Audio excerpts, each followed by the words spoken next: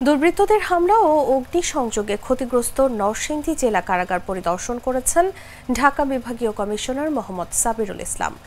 শনিবার দুপুরে নরসিংদী জেলা কারাগার পরিদর্শন করেন তিনি।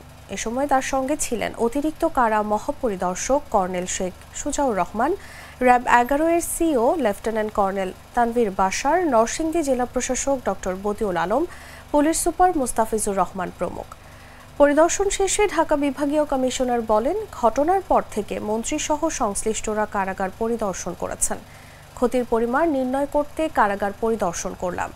দ্রুত সময়ের মধ্যে ক্ষয়ক্ষতি নিরূপণ করে কারাগারটি ব্যবহারযোগ্য করতে প্রয়োজনীয় ব্যবস্থা নেওয়া হচ্ছে। গত 19 জুলাই নরসিংদী জেলা কারাগারে হামলা চালিয়ে অস্ত্র লুটের ঘটনা ঘটে। এ সময় কারাগারে থাকা 826 জন বন্দী পালিয়ে যান।